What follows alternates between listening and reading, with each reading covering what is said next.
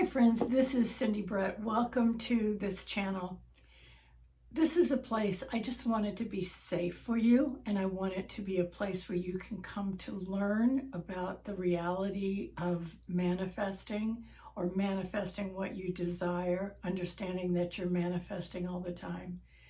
So please, if you will, give it a thumbs up and spread the word.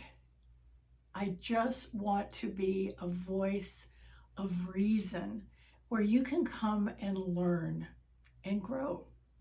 So the two things that I think are most difficult for people to understand in the manifestation journey, or maybe three things, is one, we're always manifesting.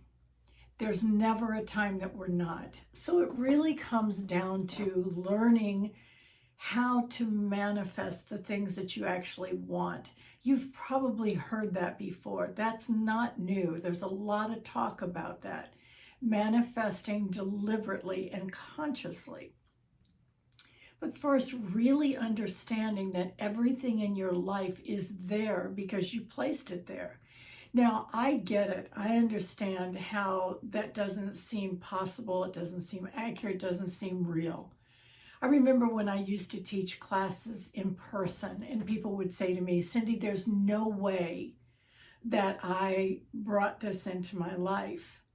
And I get it. I really get thinking that why would I manifest? Why would I draw something like this? And that's back when I really believed that it was more the law of attraction. Now, I do believe that things are attracted into our life by what we're assuming. So I really lean more towards the law of assumption. And that's a broader stroke at what is going on here. What we assume to be true. And you might say, well, Cindy, I assume to be true the things that are true. But here's what's really accurate about that. If you go to A Course in Miracles, and I talk about different programs and techniques only to help you understand. The techniques are not what's working for you. What's working for you is your greater understanding, grasping of how this universe works. So, what you assume to be true is what is going to come into your life. And that's where the attraction comes in. Because you're always going to be proving to yourself that you are right.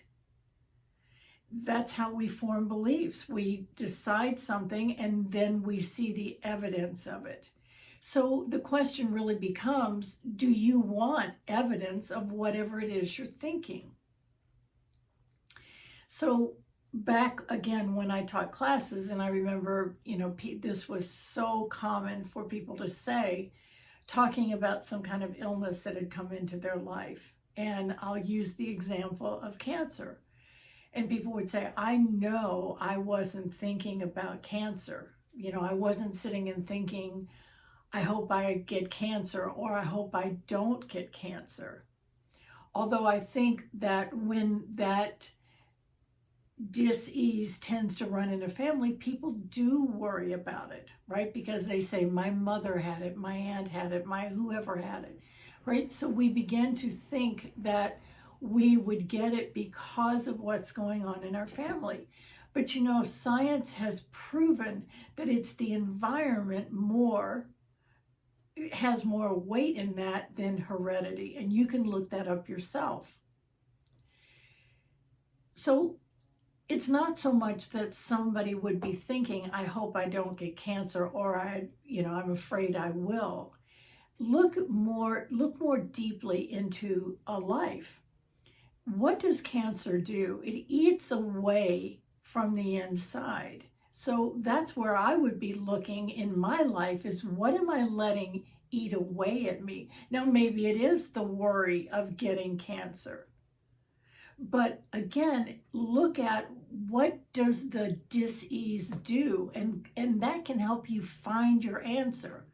because the thoughts that you're having that are creating the situation, when you take those thoughts away and you replace them with a thought that's contrary to that, that's where you begin to see shifts, because what we're thinking about is what we're assuming is true about life.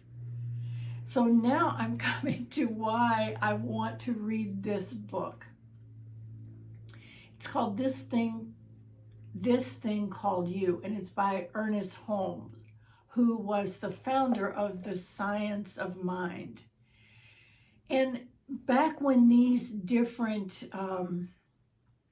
belief systems were founded and created, it was like a step away from believing that things happen outside of you, that you are not in control of your experiences. And so Science of Mind was kind of replacing religious dogma, that there is something outside of you that could be causing things and could be punishing you or teaching you. Now, I realize some of the things I say will push buttons. They push my buttons when I first started learning this. I understand. And today I was listening to one of the teachers that I really like on YouTube, and her name is Sammy Ingram. And I have a little bit different way of viewing things than she does, but she's still wonderful, and she helps so many people. So I invite you to check her out. But she was talking about how people had commented, some of her subscribers had commented that her teachings had changed. And she said, yes, she said, I started this channel 4 years ago, and you better believe my teachings have changed. And she said, and that's called, and before she said it, I said evolving, and she said evolving, which is exactly what it is. We want to be evolving. And if you're not evolving, that's part of the issue. We're here. Spirit is always for expansion and greater expression.